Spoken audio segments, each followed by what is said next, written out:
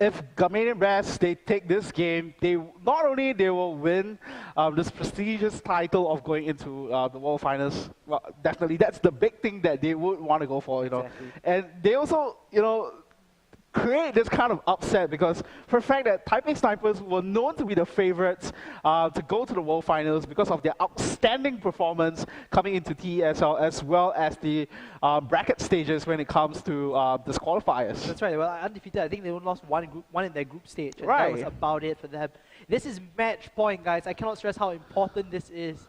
Personally, if Azubu Taipei Snipers lose this one, they're out. Means there's no way no one can ever reclaim that Season 2 title. Mistake here has that one chance, and that chance is now. So let's go straight into Bands and Pigs. Blue team versus purple team. Wow. Blue will be the Azubu Taipei Snipers, while purple will be the Gamania Bears. And there we go, the Varus band coming out at the best possible time. Ari as well. Fantastic face. Right, but you know, it's kind of like reactionary bands altogether. And you look at the Gamanian bands right now, they're just going with the same bands over again, you know, just denying that Zed, Eve, and Lee Sin. Well, they have to do that Right. against Oriel, but they Right. did let Zac slip through the cracks, and therefore TPS will have that upper hand. He's really strong now in this patch.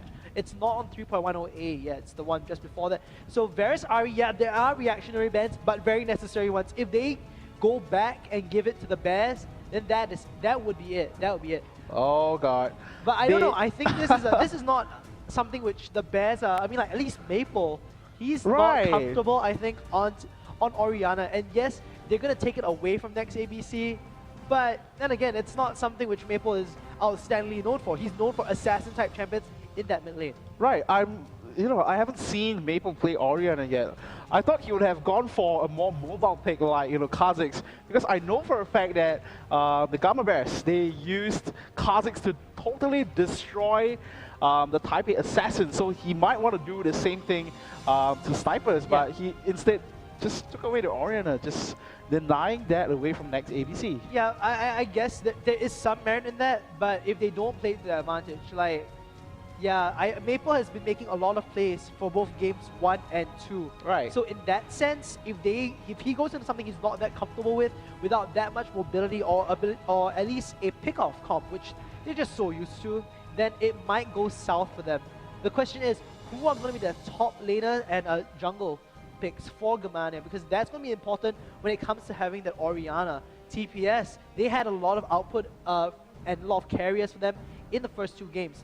But in this case, they don't really have that option anymore.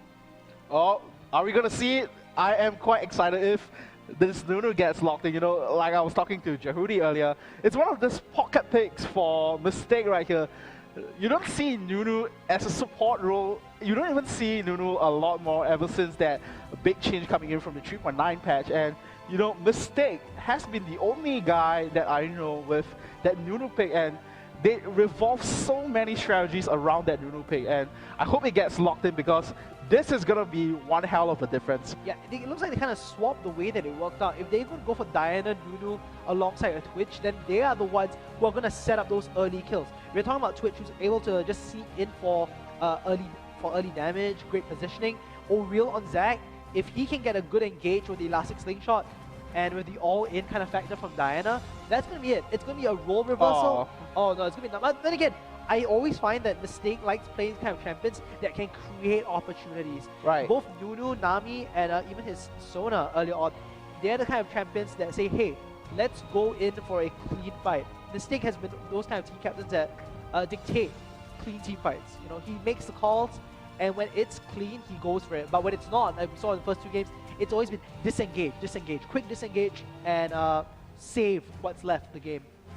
Right, so it's going to be some, I don't know man, it's some different strategies coming in from both teams. TPS obviously they had to go for something different, totally different from what they have been playing before. So it's going to be Zonda using that Zac in the top lane. You know, we've seen a lot of Zac in the top lane nowadays. You don't usually see Zac in the jungle anymore, not too much at least. And I think Zonda would definitely be able to put that Zac to good use, given the sense that of how strong he is in laning and how much self-sustain he has overall. It's kind of like this nowadays when we see Elise and Zac being picked, depending on how the team wants to play. Now, Elise, also brings some CC to the table in her ganks, but what's more important is her big burst of damage, her execution Right. prowess, and the ability to Precisely. go under turrets and then just escape by using the repel.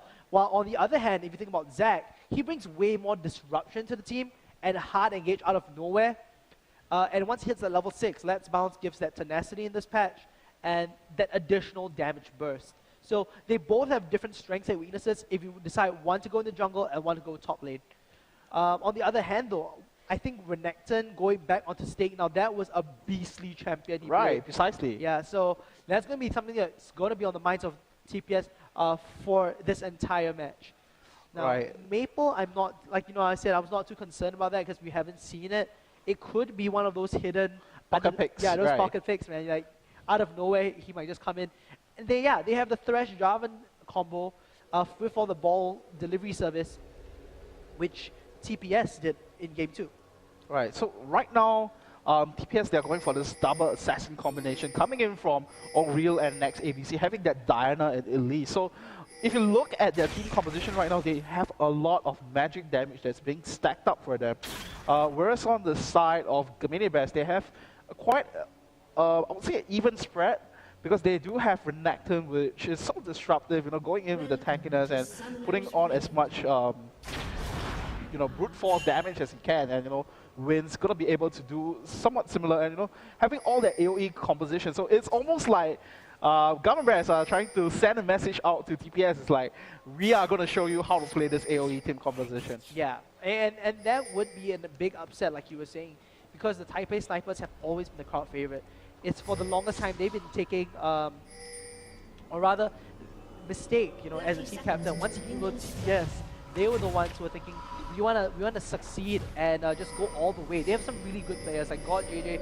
At one point in his career in Season 2, he was just staying right on top of the Taiwanese ladders.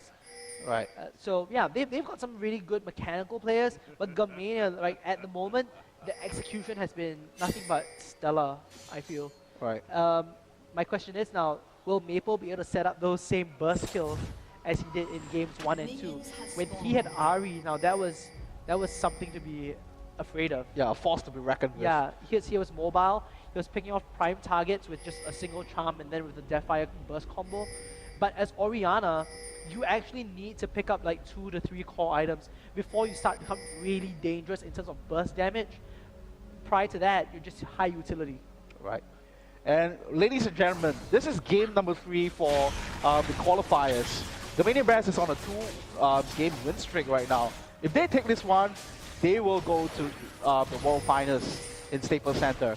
And this is an extremely important game for Taipei Snipers. They have to take this one if they want to stay alive in this tournament. Yeah, they won't go straight. I think only the finals we play at the Staples Center, but prior to that, everything else will be somewhere around in LA. Next ABC here gets the early blue for himself, so expect a lot of aggression to come up from him.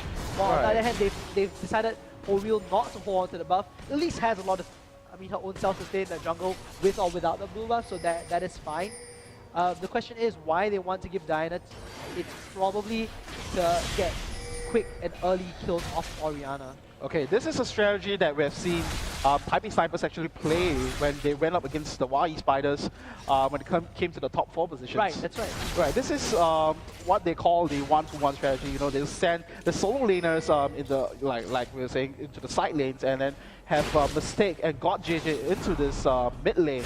And from what I know, what they will typically do is that they will send Mistake to roam around a lot. You know, creating additional pressure together with Zonda. And you have when you have your support roaming, another good advantage is that because your support are the ones typically carrying all the wards. Right. So they will have additional map pressure. And actually we see God JJ getting called out right here by the death sentence. Ignite goes down to him, but at this point of time, there is not going to be enough damage to take him down just yet. Yeah, and I can understand why they were actually considering Nunu for that strategy. Nunu is a great mid-lane support champion that can just walk into the opponent's jungle. But at the same time, I think they went for the Nami not just because of the teamfight disengagement against a team like Gamania Bears, but also when they enter that jungle with someone like Elise, you're definitely going to make a lockdown for longer periods of time. And that's going to be the deciding factor when you go for an all-in composition. Nami gets the job done. Right, actually we see Zonda putting some good amount of hurt onto Stick right here. This is a different TPS that we're saying. This is the pocket strategy that I was talking all day long, that this 1-2-1 strategy that they are all so well in doing. So, I mean, if this works out for them, then they will secure another game for themselves and buy them another chance to, you know, go into the World Finals. Right, so the good thing here is that if you're playing, oh no, that damage, will it be enough? As Burst Blood goes down, it's always worth. It's worth. It's worth. But you extra gotta 100 gold. You gotta say in all chat though, so worth. It's still worth. It's still worth. Gives you that. The jungler, so Wins gets the advantage in terms of having a bit of extra level, and you know Jarvan when he hits that 6 early, it's always gonna be a bit more devastating because his burst damage jumps that much more. But at the same time, getting Zonda stacked with items earlier as opposed to Stig is going to allow him to have that better team fight presence, which Zubu TPS has always been. Oh, very nice. But getting that flash out of Sword and that dash damage misses. Fantastic. It's a nice small victory there for TPS. Right. And this is the kind of gameplay that, you know, Oreo typically likes to go with. Just this hyper roaming early game aggressive playstyle that he always likes to go for with the likes of Lee Sin and Evelyn. But that's when they banned him right. out. Yeah. You're right, but right now he's using Elise. Doesn't have the same amount of mobility, but still really, really agile and, you know, able to create all these early game pickoffs. Right. You could see, like, even from the bans and picks, they targeted Oriel as a big priority. Oh, very nicely done here. They're going straight to Maple.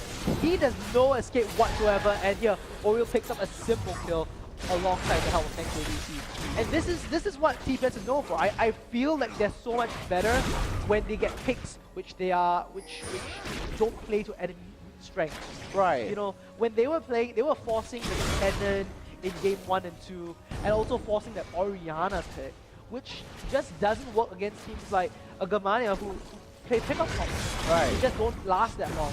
So in this case, they're playing stuff which, yes, might not be their comfort pick, but at least it has the meta strategy. Oh, and here Zonda's going to get caught out of position. He has nothing else left. Will he be able to sustain under the turret? Oh my goodness. And you look at that. Great juggling of turret aggro. Right, precisely. And Gamania was able to bring something back for themselves. So in terms of kills, it's now 2-2, but Hyper still has that small goal lead advantage because if you look at next ABC, compare that to Maple, Maple is not, it's about 50 CS behind, so that's where all the goal is coming in. Oriel jumping onto Wins right now. It looks like Wins is going to be in a world of trouble, but Wins, Stick is right behind him. So Oriel is not going to go for that dive right there. Right, not enough damage coming out from Elise so far. If I understand Oriel's playstyle, he'll definitely be trying to go for the Spirit of the Ancient Golem as soon as possible. Just build that tankiness, set up that kill potential for the rest of his team. He's never really concerned about building pure damage as a jungler. Right. That's always been his style. That's why he picks up stuff like Rammus, Jarvan, who just naturally want to build tanky anyway, but still bring some sort of decent base damage to the table with like armor, pierce, and whatnot. And this is good. I mean, Azubu snipers, they made an opportunity, they got rid of that bottom lane.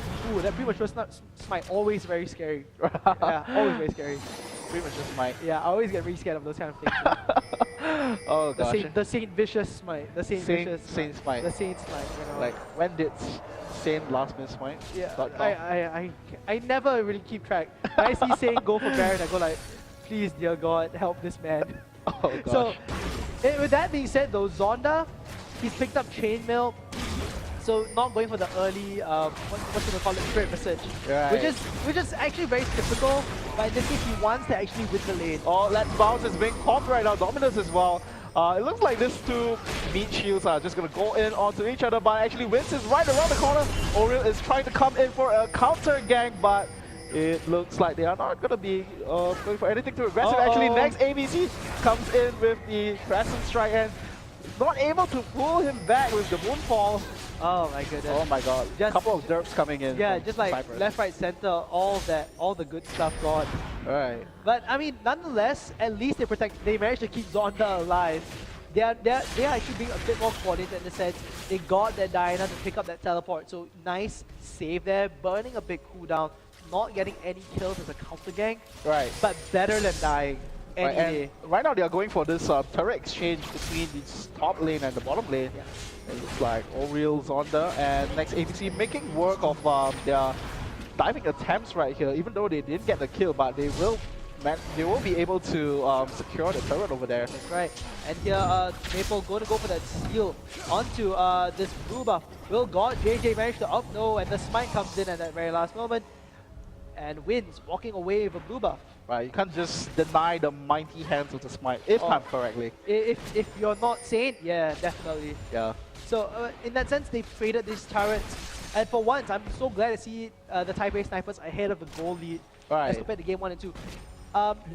It is true they have a pick-off comp now with that Diana, Zach, Elise selection in their draft, as opposed to like Gamania, who have that Oriana. They just need to push that advantage. You remember, as when you are running these kind of burst champs, you gotta keep pushing that advantage. No point doing anything else.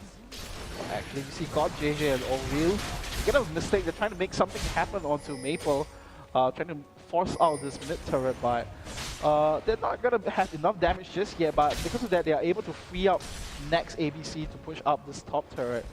And it's quite crucial for them to secure that as well because it was so low. That's right. One thing which Gamania did very, very well in game 1 and 2 was that because they played the pick-off, they absolutely wanted to get as much map advantage as possible, ward it up, and get more kills when people like Mistake were overextending. Right. So in that sense, if TPS can execute that same strategy, you know, get those early turret kills, push them down, ward it up, and get that unsuspecting victim, just dash to the face, moonfall, they'll be solid. They'll be gold in this game. Right, and right now it does seem that they do have some good advantages over here. They have this early 1.8k goal lead of just 11 minutes in. It's not too big of a difference, but it's something that it's such an early game team composition like TPS really needs to ramp up and snowball later on into the mid game where their power really shines with the Elise and Diana pick. Right. Usually you expect by about the 17 to 20 minute mark, you want these pick-off comps, these assassin type champions who play in the mid lane to get somewhere ahead. You need to be at least a couple of K goal ahead if you want to be relevant in that game. Precisely. If not, by that team fight, Gamania can just do so much with a Renekton and Jarvan in your face. That's not a good sign. Right, so it does seem like, this is the first time that Gamania and TPS actually faced off against each other ever since the last time they faced off in the bracket stages. And a lot has changed from back then. Gamania went through this intensive boot camp. They wanted to do a lot more things. They went for international competitions. They picked up a lot from teams like Xanax Storm, the Korean team, and this is. I think this is a long. Actually, we see Maple getting caught out by the cocoon, but not too much damage just yet. Yeah, they don't have that kind of initiation power.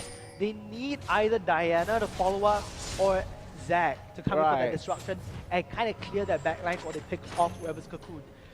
In that sense, yes, TPS needs more than just the AD carry and support to back up Oriel. Who's, like you were saying, he's building tanky. He's building tanky. There's absolutely nothing that suggests otherwise if he's not playing TPS. Oh, go JJ actually going on to NL right there. But he's just gonna net himself into safety. Right, and they don't have to worry about the disengagement coming from a Gamania, or at least the counter-engage with someone like Varus. So they can afford to play a bit more aggressive and not get punished that heavily for misplay. Right, there's this thing about mistake and actually we see some engagement coming in. Ooh, the field goal. Nice death sentence, but it's not gonna hit anyone. Yeah, that's a good field goal there. The question is, will Zonda come in and create opportunities for God JJ? Now he is low on mana, so he will not be able to get a full combo of the WE. Oh, actually Vince almost getting caught out right there, but he's just gonna flag Spirit combo into safety. There's this one weakness that this team composition that Snipers had. Actually, Solar catching onto Mistake right here. But okay, nothing happened right there. Wow. I thought they were just gonna go all in. The anti-climax was amazing. Oh gosh. Right. So I was saying there's this one weakness that the composition has, which is they can't really leave God JJ alone in this mid lane.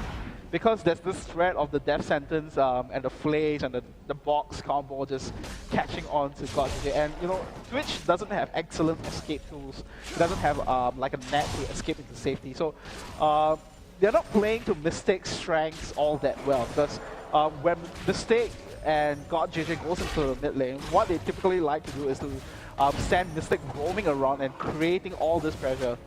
So yeah, so Nami doesn't roam all that well. He doesn't have all this mobility, and because of that, he's unable to do what he does best. Yeah, the Nami pick, I think, is really more geared towards creating a jungle control, actually, in that early game at the very least. Yeah. But in this stage of the game, when you don't have the ability to roam to top and bottom as Nami, That's right. it becomes a bit more worrisome, like you were saying, because God JJ does not have free reign of mid lane. That's right. The Dragon has been up for a while now, and I want to see whether Azubu Taipei snipers, they want to, yes, I mean, they have started the Dragon. The question is this going to be worth it for them? If someone chooses to engage without Diana, they've got a big DPS drop. Twitch is going to take a bit more time to ramp up without that Blade of the Ruined King. That's right. So that's the dangerous spot when it comes to having that pick over there. They need next ABC to be at these fights, at least until the 70-minute mark, I feel. Yep. That's when Twitch is going to at least pick up a big ticket item, just purely from farm, not a single kill so far. And when that happens, that threat of the spray and pray is going to be real. Oh, it's going to be all real.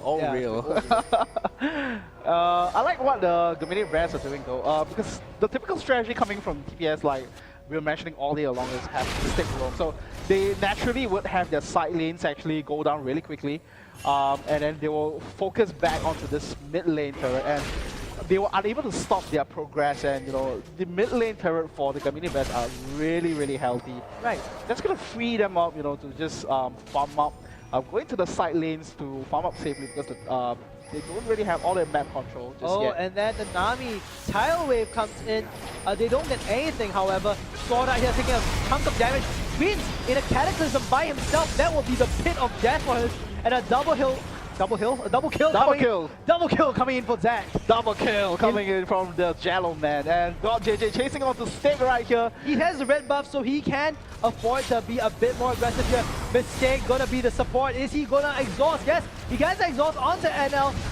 Oh, but the miss on the Aqua Prison causing so much damage, and NL here gonna get that double kill with that red buff, getting that last tick. Right, that was a beautiful bait coming in from Stick right here. He was actually getting... I'm not too sure why God JJ wanted to pursue, you know, this... I don't think I've usually seen rats taking down alligators in normal cases. No, right, so because of that, you know, he got baited into that, and NL was able to secure that double kill and the red buff in the process. Not a very costly mistake for them, in my opinion. Right. They got a double kill at the start and could have easily disengaged. The issue was, I think there was a small misplay. Like, if they managed to land the Aqua Prison onto Caitlyn, it would have been slightly different. Right. He got 3 extra shots out of the entire fight, and that just chunked him in the brush. You know, Caitlyn in the brush hit shot stacks faster. Ouch. So, ouch. Yeah. Simple. Ouch. Okay, so back into this game. TPS right now having a good 4K advantage. And actually you see God JJ going on to the aggressive, onto wins. He's not at a point where he can, you know, just burst someone right off the bat yet, but he's slowly starting to ramp up. Vince took about, I don't know, half health off all this exchange. So he's going to be scaling up into this really crazy monster once he gets some crucial items like Infinity Edge. NL, on the other hand, already has an IE, so you're going to see his single target damage start really ramp up very quickly. It's going to be, you need to shut down both Stake so he doesn't peel off for Caitlyn, and NL on the hand, he's going to be able to just stand from the sides and get free shots. It's going to be up to TPS, especially Zonda, to kind of lock down that Caitlyn. Right. So actually God JJ is kind of behind NL in that sense, but the good news is that next ABC as well. Oh, actually, Mistake getting caught out once again. Slams dunk in the face, and that is goodbye, Mistake. That is just unfortunate. Gamania, they know exactly how to work these wards. They know the tendencies which Mistake has. Mistake loves warding outside of his of comfort areas or these necessary areas. Right. And that's exactly where Gamania is going to hold them to it. Right, and that's one of the biggest strengths of Gamania as well, which is they love punishing people who gets caught out of position, and that was just a quick demonstration of what we saw earlier. Right, and that's has been and always will be the case for Azubu Taipei snipers if they don't kind of fix their strategy. The early oracles coming out from Elise didn't have that much an effect, but Gamania on the other hand, they've not been that worried about their engages, because when TPS engages, they're still able to make plays out of it. Oh, beautiful dark passage, just saving Vince right there. Yeah, very nicely done. TPS still has the goal advantage. That's because of their dragon pick so far, and of course the top and bottom turret. Right, so, but actually they are hitting this wall right now. They, even though they do have this goal advantage, they are slowing down their pace just a little bit. Like I was saying, you know, they can, as that pick-off comp, they need that goal advantage, but if they stop pressing the advantage, they will not be able to snowball for the 5-on-5 team fights. Right. So my prediction is that Snake Hill will just try to get as beefy as possible in this case, rather than go for that quick assassin type champion he did. He went for the early Tiamat in game early 2. Tiamat. Yeah, he went for early Brutalizer in game 2, and that gave him just so much DPS pressure. But in this case, they don't need DPS pressure. What they need is peeling power, and just a big in-your-face alligator. And that's what he's trying to build. Zonda, on the other hand, also trying to do that. I feel like, yeah, his disruption is going to be way higher, and he's going to be able to clear these waves just as fast. The question is, to what extent will it be effective? Because they need Zonda to create openings for their comp to go all in. Right. And I think the one good thing about the TPS lineup at this point of the match is that next ABC and Zonda has been really consistent in their DPS output. So even though they are all dive-ins and they might not have the best peel for God JJ, they're not entirely reliant on God JJ for damage, because next ABC is putting out a lot of hurt as well. So if they can dive into the backlines and, you know, create the backline picks as quickly as they want to, then God JJ would have the freedom to use the spray and pray and give as much damage output as he can. And absolutely. Right, so right now they took down another dragon, and it's going to ramp up their goal advantage. That's what I honestly feel that's what's keeping Taipei snipers in the game. They've just taken dragon after dragon after dragon, and that's been a chunk of their goal lead. Yeah. The question is, like, let's just look at the goal distribution. We're seeing a lot of the money go onto Diana, which is a nice thing to have for a pickoff comp, but they need Twitch to start picking up the pace as well. He's still lagging behind NL in that case. So the difference between Caitlyn and Twitch. Twitch will give you that late game AoE team damage. So a clean team fight means Twitch is going to overpower you. Right. But Caitlyn, on the other hand, if she gets a bit ahead in the mid game, she's going to do a lot of single target damage, can just shred whoever's in her face. And she peels by herself, even without Blade of the Ruin King. Precisely. And I guess the big difference for NL though in this match is that he can't initiate for the team per se. In the previous game, he was doing he was doing all this crazy you know, chains of corruption, landing onto, you know, a good amount of members on the squad of Taipei snipers, and, you know, this time around it's not available. So he has to be the one, you know, being I guess protected, you could say that, and God JJ actually trying to make something happen. But yeah, man, that gangster just got shot in the face. Gangster. Yeah, he gangster red, man. Just gangster style. Yeah. It's not going to be an easy one to go one-on-one against Caitlyn. Yep. She has IE Zeal. So Infinity Edge and Zeal has a lot of throw up. Oh, missing the Aqua Prison by just a little bit. They drop a ton of damage onto Stake. He misses Dark Passage by burning that Flash instead. Right, so a Flash burn. Still worth. Really worth. Still worth. The question is, I want to see like the Taipei snipers make plays appear. Their wards are not giving them the opportunity simply because next ABC has been split pushing all day long by himself. Yes, he has the teleport to come in, but if you want to play pickoff, then you need to group as 5 and use the Diana to just like sweep in. Go into the Luna. So it's not what we conventionally know as a pickoff comp. rather than letting Next just farm it up, split push, and try to get turret advantage, might not be the best way to play it.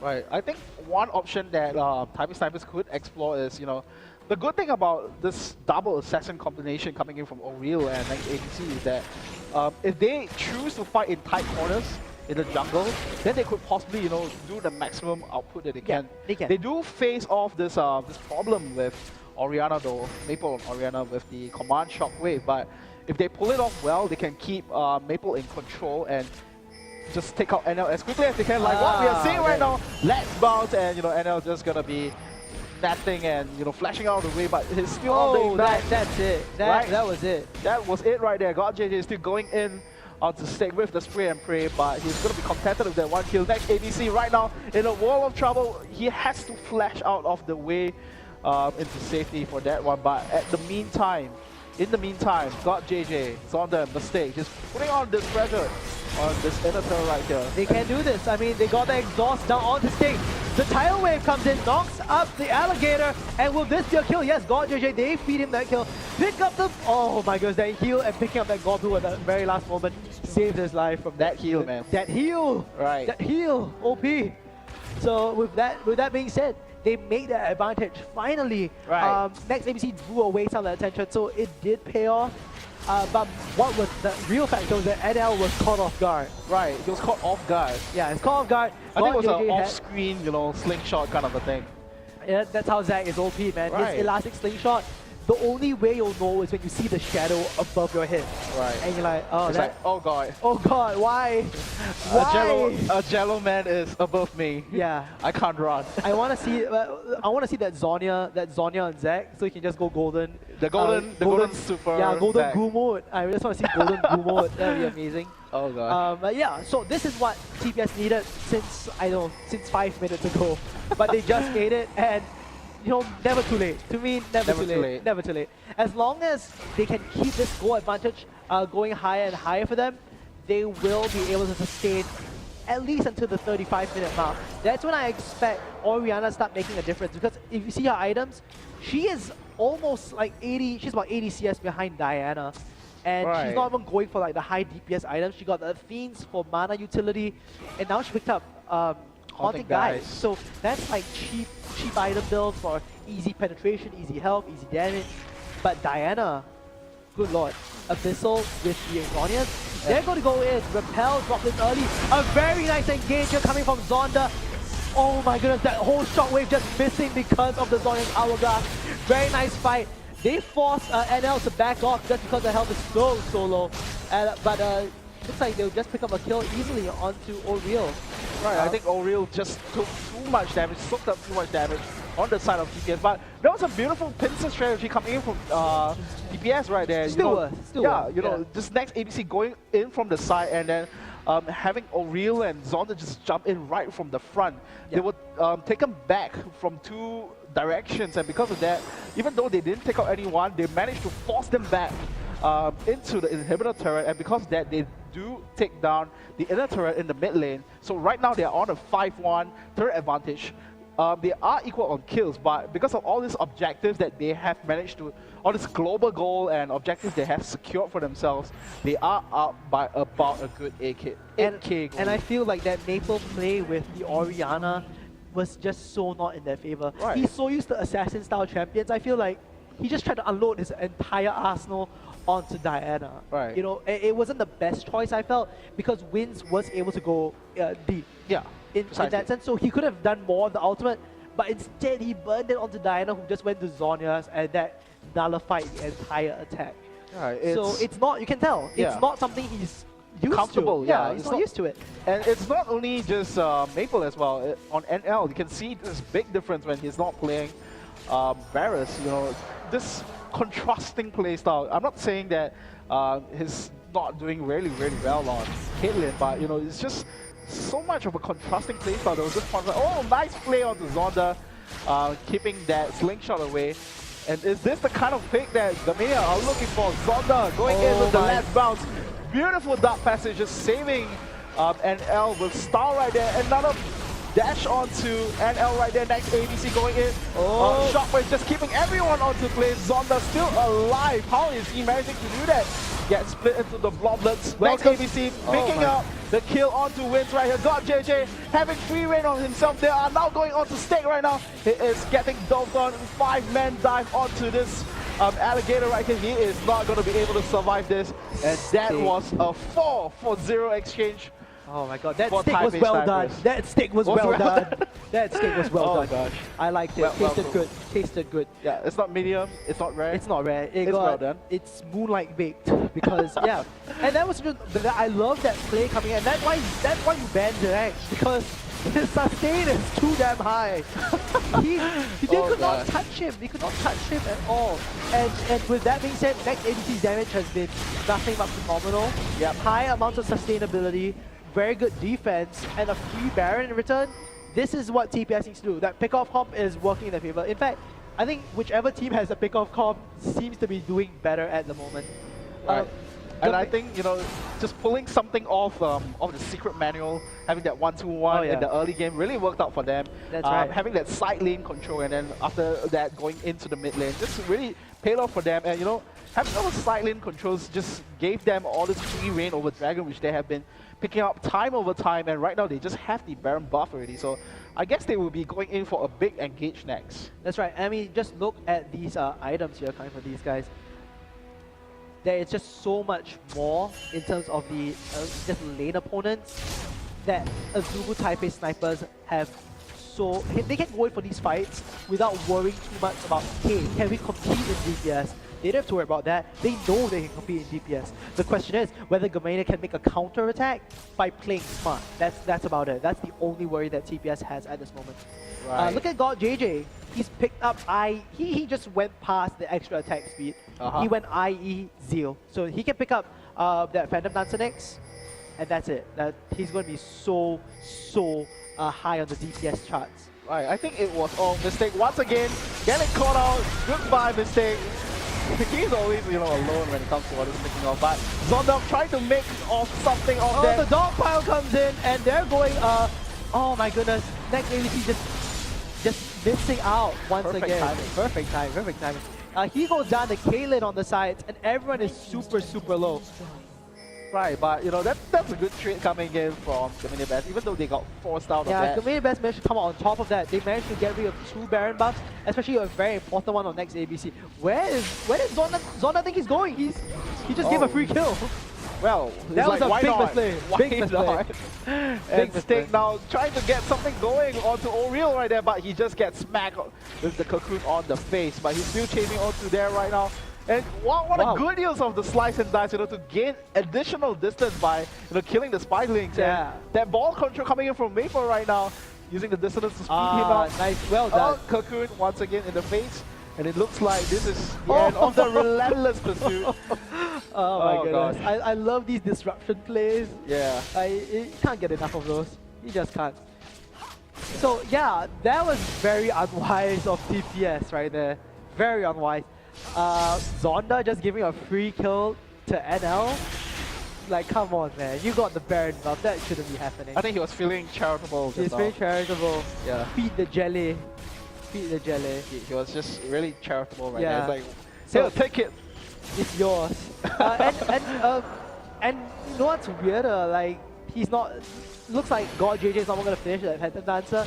He wants to build up what I think is going to be the Last Whisper. Yeah. Yeah, he needs the Last Whisper first. If he wants to do any sort of damage to that front line, it's a good pickup regardless. I would just think I prefer Phantom Dancer so he can get better single target damage just all around. It's going to be more worthwhile, I think. Yeah, but he does have some of the key items being completed on him. Yes, he already has a key item. So Right. in that sense, it's already as good as it gets. You know, you're up there. You're up there. Right, but at this point of time, it does look like it's going to be a race between the AD carries. Because if you look at both NL and GodGJ, they are somewhat equally fed. And even though NL has some good CS advantage, that's covered up by, you know, this global goal that TPS has secured for GodJJ over here. So I would say in terms of strength and itemization, they're rather equal. But I would say in the late game, having all those auto attack and the headshots would give NL some good advantage over Right. God JJ. Yeah, like I was saying, Twitch brings more AoE damage to the table. Caitlyn, a bit more single target in that sense. The question is now, like, next ABC, he's got that Rabadon's Death Cap. He's probably going to build a Guardian Angel next. Yep. And when that's complete, they have the 9k goal advantage. You know? I think they can press it on and try to take this game. They need to close it out. That's one thing with all these pick-off comps. Yeah, pick-off comps, you want to close games as soon as possible. The longer you wait, the more time you give the opponents to recover. And that's what they don't want to give the Gamania Bears. Because we know that a late game 6 item Orianna is quite mad. devastating. Yeah, it is mad. Quite terrifying to face off against. Yeah. Yeah, I'm quite interested to see what next ABC Zonda and Aurel is going to build right next. They could just go for triple Guardian Angels, just... I think they should. 8 health. Yeah. 8 health on my team. I think they lives. should. I think they should, because what Gamania relies on is that shockwave to kind of disorient them, take them down, and then seal the deal. But Taipei Snipers, though, they've got a lot more sustainable damage. I mean, once you got Zac and Diana, it screams sustained damage. You know that. Sustained damage. Yeah. Just staying in the team fight for like 15 minutes. Yeah, yeah. If it goes for 15 minutes, then I think no one deserves to win the game. But yeah, if you've got Diana, she has one of the best bursts, but still you can keep going as long as you have like a blue buff sustaining your mana. That's all you need really as Diana. So that was awkward. Yeah. So I want to see the Baron should be coming up soon at 36-minute mark. And when that happens, Azul Taipei Snipers have another opportunity to create kills. Yeah. They can either bait it out, just pick it up. No harm done. They still need to find a way to break the base turrets. That tier 3, it's not the easiest breakthrough as a pick-off comp. You need to somehow bait out an important champion. A lot of how these teams play is through split push, right? Yep. When we play pick-off, they generally think, okay, I need a split pusher, create pressure in another lane, while 4 of us siege down one. But in this case, the split pusher would probably be next ABC, and that's not really the best one.